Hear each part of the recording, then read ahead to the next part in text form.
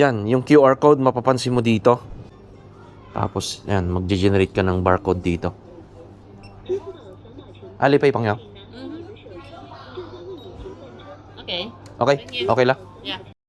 Morning. At ituturo ko lang yung paano gamitin yung GCash sa market, no? Bibili ako ng isang item lang dito. So, rin na tayong kukuha ng item dito. Cafe. Nescafe. Yung bibiling ko ngayon. So, kukunin ko yung Nescafe dito. At nagkakalaga ng 6.9. So, makikita mo sa GCash ngayon. I-open ko yung GCash ko. Yan, ito yung ito yung ko ngayon. I-open ko na at tapos magbabayad na ako sa dito. So, ang una mong gagawin pag nagbabayad ka sa market ay 181 yung laman ng mayroon akong 24.4 million MOP sa aking account, no? Makikita mo ngayon dito 24.47 million NOP yung laman ng GCash ko. Pupunta ka ngayon sa dito sa may market at i-click mo lang tong QR code sa baba, no? Mapapansin mo yung QR code sa baba.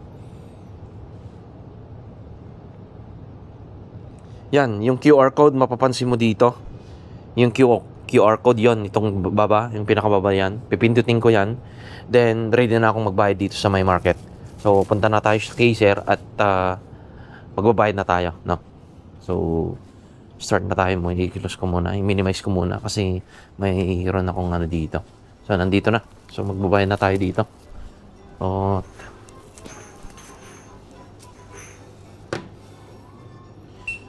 i-click mo lang yon, tapos tantama ngayon.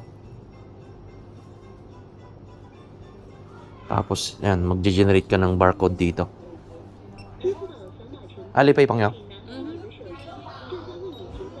Okay. Okay? Okay lang. Yeah. Tapos na tayong makabayad ng QR code dito. So, mag-appear yung resibo mo dito. Mapapansin mo dito yung resibo mo. At ito na yung nabili ko. So, nagkakalaga ng 6.8 yon. 6.8. So, 51.31 yung 51.31 yung total price yung sa GCash. 51.38 ito, 6.8 itong Nescafe na hawak ko. Kung may mga extra tayong income tayo ito, mga pa-part-time yan, marami yan. Ay, Diyos na che. Wow, utuchina. Atya. Utuchina, very good ah. Hey, pangyaw, yaw. Mo? Kasi nagbebenta sila ng dito, yung mga i-describe ko muna tong GCash. Kung sa baba mag-generate ka ng QR code, then doon ka magbayad ng dito sa Nescafe. Ganun lang kasimple yung mga ngayon, hindi mo na kailangan ng currencies. Musayla, siwa. Unggoy say, thank you pangyaw. Bibigay sa akin yung bibigay sa akin yung sapatos. Ay, maraming salamat. Bait naman yung Vietnam na yon. Ngayon, pupunta ako dito sa may ngayon, sa park at iinumin ko at kainin ko tong pansit. Ganun lang kasimple. Hindi mo na kailangan ng currency sa ibang bansa. Basta may laman yung GCash mo. Ganun lang kasimple. At, yun. Nescafe, GCash, kompleto na.